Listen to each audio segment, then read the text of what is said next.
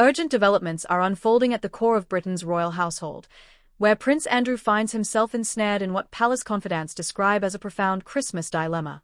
As the Windsors prepare for their annual gathering at the Sandringham estate in Norfolk, the question of how to accommodate, or sideline, the embattled Duke of York has emerged as a logistical and emotional minefield for King Charles III and his inner circle. In a striking illustration of fractured family dynamics, Andrew's daughters, Princess Beatrice, aged 37, and Princess Eugenie, aged 35, have reportedly received formal invitations to participate in the time-honored festivities alongside the monarch and senior royals. By contrast, their father faces the prospect of spending significant portions of the holiday season in near-total seclusion, underscoring a deliberate strategy to preserve the princess's standing while imposing a visible distance from the disgraced prince. This bifurcated approach has ignited widespread speculation regarding Andrew's deteriorating ties with his relatives and the long-term implications for his role, or lack thereof, within the institution of the monarchy. Insiders privy to the deliberations at Buckingham Palace and Windsor are offering rare, unvarnished insights into the private negotiations shaping one of the royal family's most contentious members. Before delving deeper into the unfolding drama, ensure you subscribe to UK Royal Report and activate notifications to stay abreast of every twist in this fast-moving saga. Sources embedded within the royal orbit have sketched a sobering portrait of Andrew's diminished stature. According to disclosures made to The Sun, the perennial puzzle of what to do with Andrew at Christmas has escalated into a genuine crisis for the king and his advisory team. The term conundrum has been repeatedly invoked to encapsulate the multi-layered sensitivities at play. One particularly candid informant asserted that nobody wishes to be photographed in Andrew's company, while another declared that the family has essentially abandoned hope for his rehabilitation.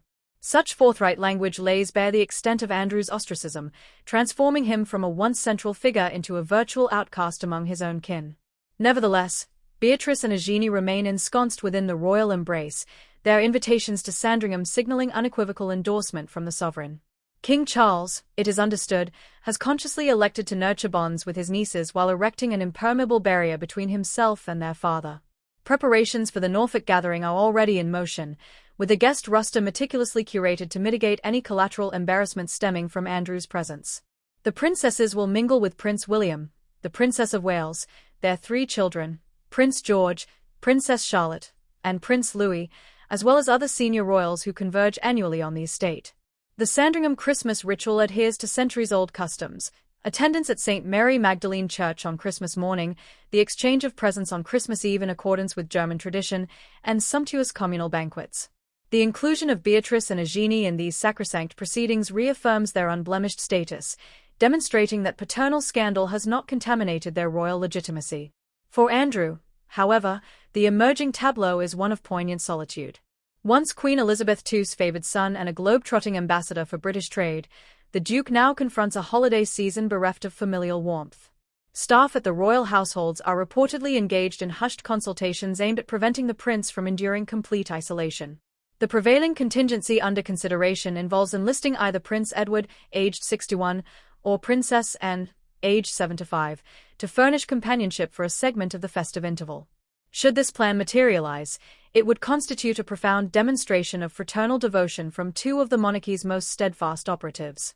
Prince Edward and Princess Anne have cultivated reputations for unflagging commitment to duty, eschewing the limelight while shouldering substantial workloads. Princess Anne, in particular, consistently ranks among the hardest-working royals, undertaking hundreds of engagements annually with characteristic stoicism. For either sibling to allocate precious holiday hours to Andrew would transcend mere optics, embodying a private act of solidarity amid public repudiation. King Charles is said to endorse the notion of familial accompaniment, yet palace functionaries concede that orchestrating such an arrangement poses intricate interpersonal and scheduling challenges. How does one reconcile visceral loyalty with the imperative to shield the crown from further reputational hemorrhage? Compounding the intricacy is the uncertain role of Sarah Ferguson, the Duchess of York. At 66, Sarah continues to cohabit with Andrew at Royal Lodge despite their 1996 divorce, yet she is reportedly contemplating alternative Yuletide plans. Invitations from friends, potentially including overseas travel, beckon, and her prospective absence would amplify Andrew's isolation. Sarah has been Andrew's most vociferous champion, defending his character in interviews, co-residing at the Windsor mansion, and insisting that he has been subjected to disproportionate vilification. That even she might elect to decamp for the holidays intimates that the cumulative weight of Andrew's predicaments is straining the foundations of their unconventional partnership. Andrew is no longer viewed as a redeemable asset, neither as a working royal nor as a publicly palatable relative. Yet paradoxically, the same informants stress an aversion to abandoning him entirely, illuminating the irreconcilable tension between blood ties and institutional survival. Christmas, with its cultural premium on togetherness, crystallizes these contradictions into acute relief. Andrew's downward trajectory reached a legal nadir on November 6, 2025, when the Gazette published confirmation of letters patent issued under the Great Seal of the realm. These instruments formally rescinded Andrew's entitlement to the style, title, and attribute of His Royal Highness, along with the titular dignity of Prince.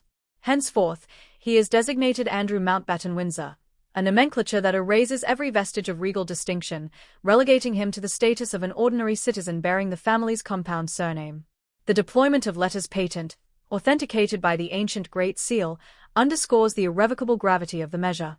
Previously stripped of operational royal duties in 2022, Andrew now forfeits the very honorifics that defined his identity. In October, he voluntarily surrendered the Dukedom of York, an appellation historically conferred upon the monarch's second son since the 17th century, and relinquished a constellation of honorary military appointments accrued over decades. These capitulations sever centuries of precedent and sever Andrew from the ceremonial lineage he once embodied. Buckingham Palace has additionally verified that Andrew must vacate Royal Lodge, the 30-room Georgian mansion nestled within Windsor Great Park that has served as his sanctuary for over 2 decades. Formal notice to surrender the lease has been issued, with negotiations underway for modest substitute quarters. The eviction is both pragmatic and emblematic. Royal Lodge sheltered Andrew's post-divorce domesticity with Sarah, nurtured his daughter's upbringing, and provided a retreat as scandals crescendoed. Its forfeiture heralds a further contraction of privilege and security. The unresolved question of successor accommodation, whether another crown property of diminished scale or privately financed lodging, highlights the radical reconfiguration of Andrew's existence. From palatial residence in Buckingham Palace to negotiating humbler domiciles, the arc of diminishment is stark. Royal biographer Ingrid Seward has characterized the predicament as exceedingly difficult, forecasting that someone will scoop him up to avert total abandonment. In sum, this Christmas at Sandringham crystallizes the Windsors' precarious equilibrium, safeguarding institutional integrity while honoring blood bonds. For Andrew Mountbatten Windsor, the season portends not merriment but a sobering ledger of consequences, a once privileged prince reduced to negotiating the terms of his own marginality.